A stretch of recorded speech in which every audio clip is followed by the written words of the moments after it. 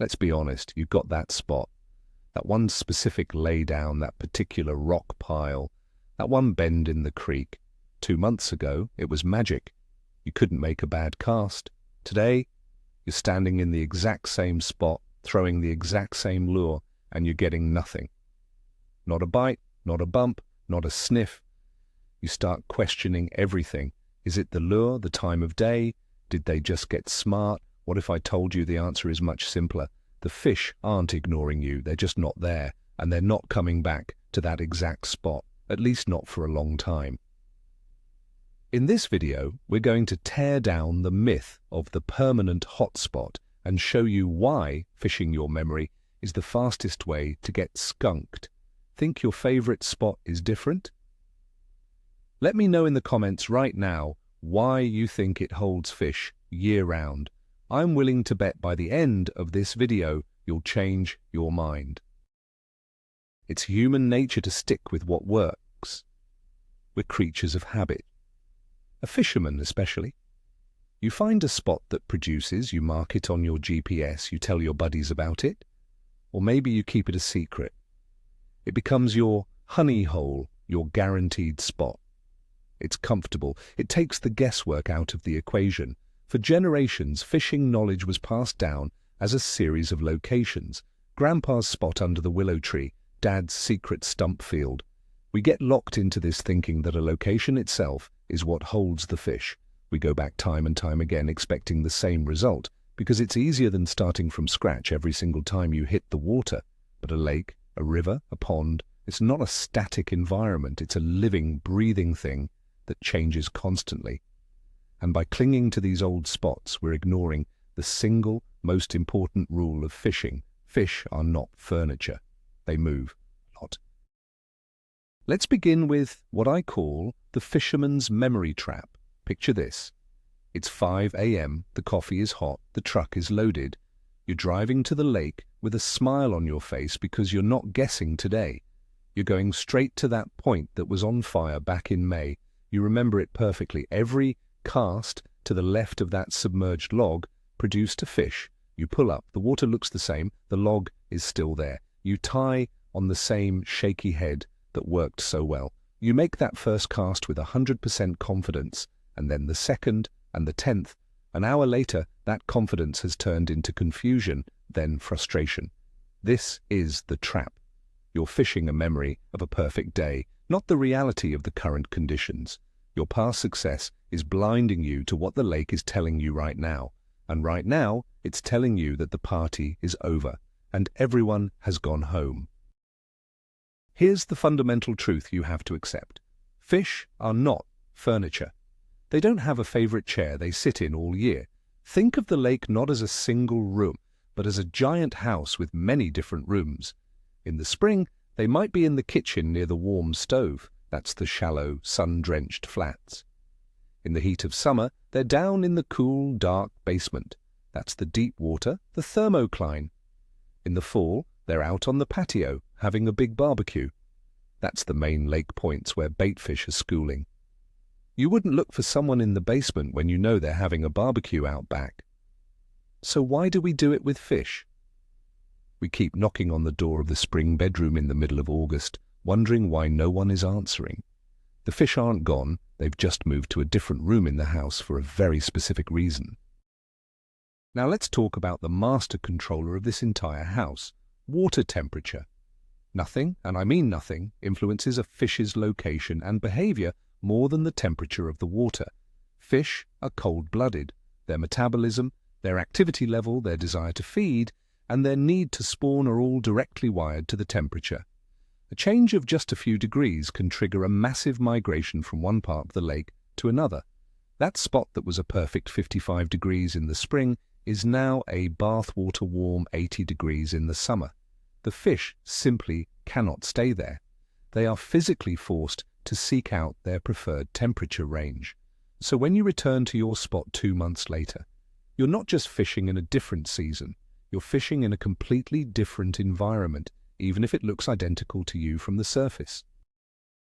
Let's rewind to that memory, that hot spot from a few months ago. Chances are it was springtime. Spring is what I call the shallow water party. The days get longer, the sun warms the shallow bays and flats first. This rise in temperature signals one thing to most game fish: it's time to spawn. They move up from their deeper wintering areas in massive numbers. They become territorial, aggressive, and highly predictable. You find a hard bottom flat near a drop-off, and you've found a gold mine. This is when fishing feels easy. This is when those legendary honey holes are born. You're catching fish that are all concentrated in one small, obvious area for a very specific biological reason. It's a fantastic time to be an angler, but it's also deceptive. It creates a false sense of security and a memory of a spot that is only a hot spot for a very short window of the entire year. But what happens after the party? The post-spawn exodus. Once the spawn is complete, those fish are exhausted and hungry. The shallow water party is over, the temperature is continuing to climb, and the shallows are becoming less comfortable. The fish don't just stick around, they begin a slow but definite migration away from those spawning grounds. They scatter, some will suspend over deeper water to recover, others will follow the first available drop-off out to deeper structure. The massive concentration of fish that made your spot so incredible is now gone. They've broken up into smaller groups or become solitary hunters. The shallow bay that was teeming with life is now a ghost town. Trying to fish it is like showing up to a concert hall the day after the show. The stage is still there, but the band and the crowd are long gone. So where did they go? Welcome to summer's deep water refuge. As the sun beats down and the surface temperature skyrockets, fish do what you would do. They look for air conditioning. In a lake, that means going deep. They're searching for two things: cooler water and stable oxygen levels. This is when you'll hear anglers talk about the thermocline. It's essentially a layer in the water where the temperature drops dramatically. Fish will often hang out right in or just below this layer because it's their comfort zone. That rock pile you were fishing in 10 feet of water is now useless. The fish have moved out to a ledge in 25 feet of water. They're relating to completely different types of structure like main lake points, deep humps, and submerged river channels. They've left the suburbs of the shallow coves and moved downtown to the deep water skyscrapers. Here's a pro tip that will change the way you think. Stop thinking like a fisherman and start thinking like a baitfish. Bass, walleye, pike. They are predators. Their number one motivation, outside of spawning, is food. And that food source is also on the move. Schools of shad, shiners, or perch aren't going to hang out in warm, oxygen-deprived water. They too will seek out more comfortable conditions.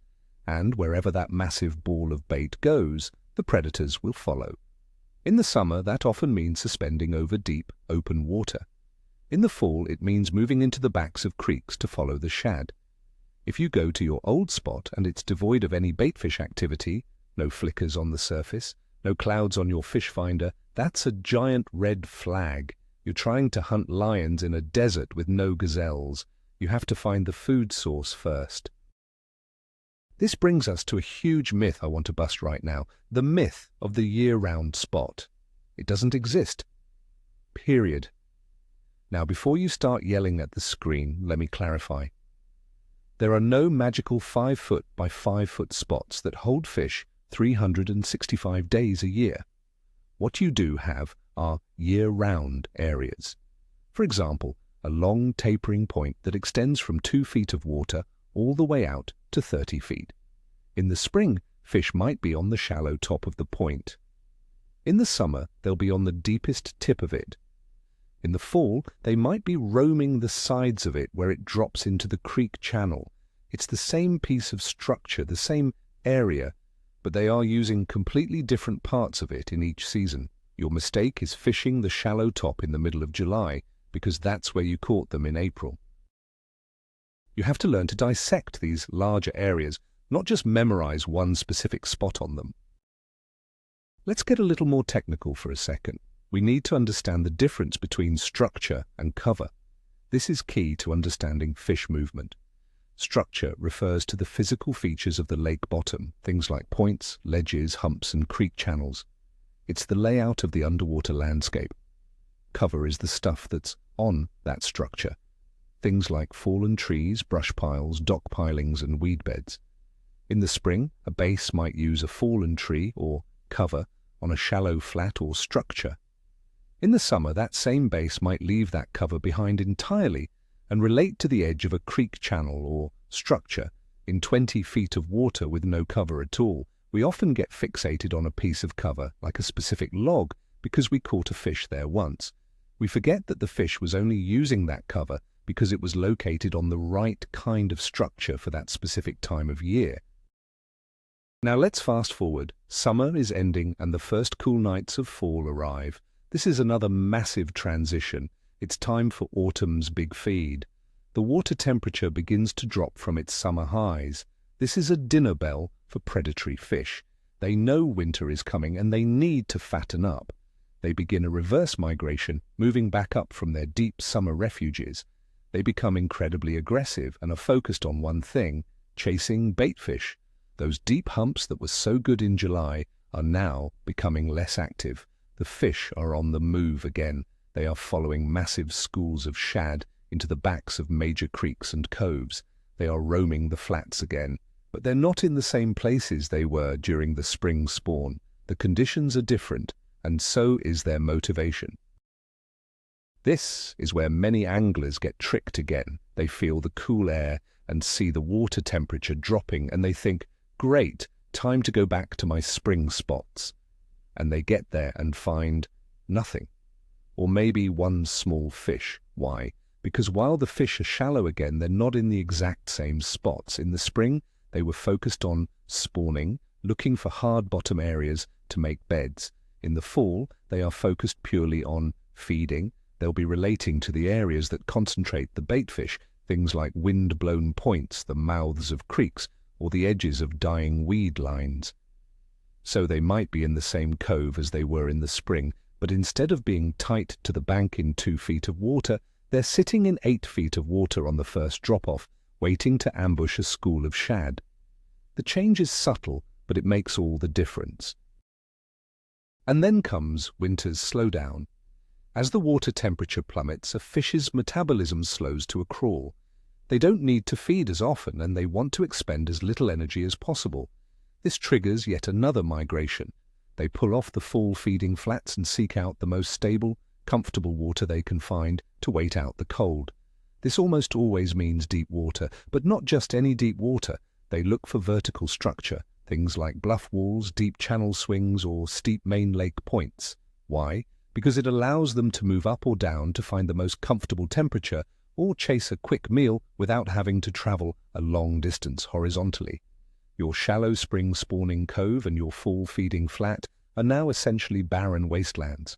The fish have grouped up tightly in very specific wintering holes, and if you're not fishing deep and vertical, you're not going to find them. A critical lesson here is to learn to read the signs, not the calendar. Don't just say, it's October, so I should be fishing the backs of creeks. Nature doesn't work on our schedule. A long, hot Indian summer can mean that fish stay in their summer patterns well into what we consider fall. A sudden, nasty cold front in May can push fish right back off their spawning beds and into deeper, more stable water. You have to be an observer. Pay attention to the water temperature reading on your fish finder. Notice the water clarity. Watch the behavior of the baitfish. These are the clues that tell you what's actually happening in the water right now. A calendar is a terrible guide for fish location. The real-time conditions of the lake are the only map that matters, and it's a map that is being redrawn every single day. There's also an invisible factor we have to talk about: oxygen. We don't see it, we don't think about it much, but it's just as important as food and temperature. Fish need oxygen to live, and the levels are not consistent throughout a body of water. In the summer, the warm surface layer can become low in oxygen. In some lakes, deep stagnant water can also be anoxic, meaning it has no oxygen at all. This creates a sandwich layer where the fish are forced to live. They can't go too shallow and they can't go too deep. Similarly, in late winter, under thick ice and snow, oxygen levels can deplete in shallow bays, forcing fish to move towards areas with more current or deeper water.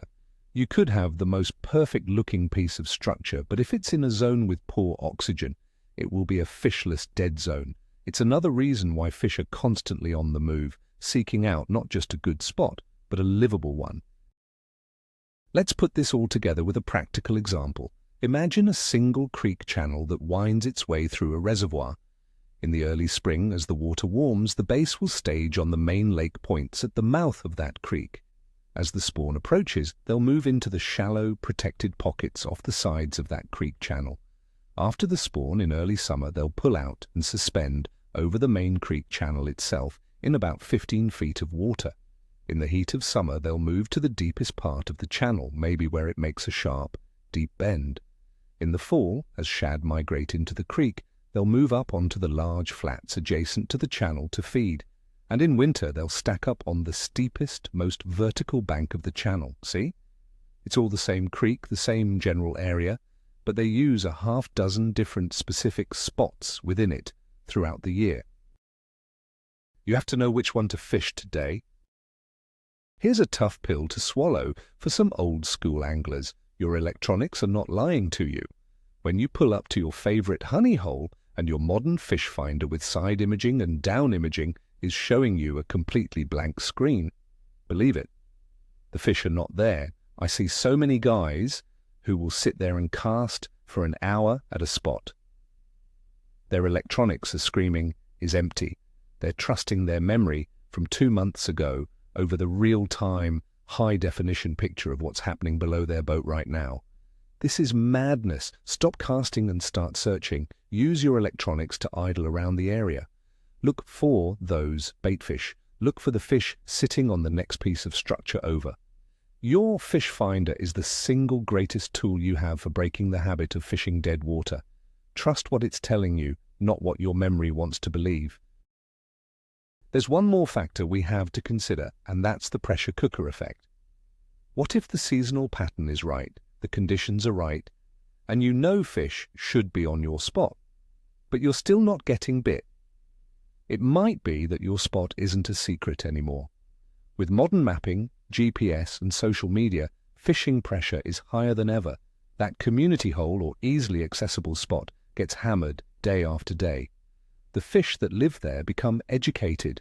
They've seen every lure imaginable. They become wary and much harder to catch, or they may even relocate to a less obvious, less pressured area nearby. So sometimes your honey hole isn't empty, but it's been fished so hard that it might as well be. The solution is the same. You have to move. You have to find similar areas that other anglers might be overlooking. So after all this, how do you adapt? How do you break the cycle of fishing memories? It's simple in concept, but it takes discipline. You have to stop thinking in terms of specific GPS coordinates and start thinking in terms of seasonal patterns. Before you even launch your boat, you should have a game plan based on the time of year and the current conditions. Your first thought shouldn't be, I'm going to that log. It should be, it's early summer, the fish have just finished spawning, so I'm going to start by looking for them on the first main lake points and ledges outside of the major spawning coves. This is a pattern. Once you establish the pattern and catch a fish or two, you can then replicate it on similar spots all over the lake. You're not looking for one magic spot, you're looking for a blueprint that unlocks the entire lake. From now on, I want you to start every trip and approach every spot by asking one simple question. Why? Not where, but why. Before you make a cast, ask yourself, why would a fish be here today? Is it because the water is warmer? Is it because the wind is blowing bait into this bank? Is it a good ambush point next to deep water? Is it a safe place to rest out of the current? If you can't come up with a good, logical reason based on the current conditions for a fish to be in that spot, there's a good chance it isn't there. This simple question forces you to stop fishing on autopilot and start actively thinking and problem solving. It's the mental shift that moves you from being a person who gets lucky sometimes to an angler who consistently finds and catches fish. This is the 180 shift in thinking that separates the 10% of anglers who catch 90% of the fish from everyone else. The journey is about moving from being a spot fisherman to a pattern fisherman. It's about trading the comfort of a familiar but often empty spot for the thrill of the hunt and the satisfaction of solving the puzzle each and every day. A spot is just a location. A pattern is an understanding. Once you have that understanding, you can go to any lake in the country at a given time of year and have a solid idea of where to start looking. You're no longer dependent on your old memories or someone else's secret spots. You've learned the language of the lake and you can read the story it's telling you today, not the one it told you 2 months ago. So, let's bring it all home. That honey hole, that magic spot. It was never really magic. It was just the right place at the right time. And time moved on. The real secret to consistent fishing success isn't a list of GPS coordinates. The secret is understanding the why. Why were the fish there in the first place, and why did they leave? The biggest turn in the road for any angler is when they stop chasing the ghosts of fish they caught last season and start hunting the fish that are biting right now. It's about fishing the moment, not the memory. And when you make that mental shift, it will fundamentally change your entire approach to the sport, and I guarantee you will become a better, more successful angler for it. Thank you so much for watching. If this video gave you a new perspective or an aha moment, do me a favor and hit that like button and subscribe to the channel for more content that cuts through the noise. And now I want to hear from you. What's the biggest seasonal change you've noticed on your home waters? Let's talk about it in the comments below.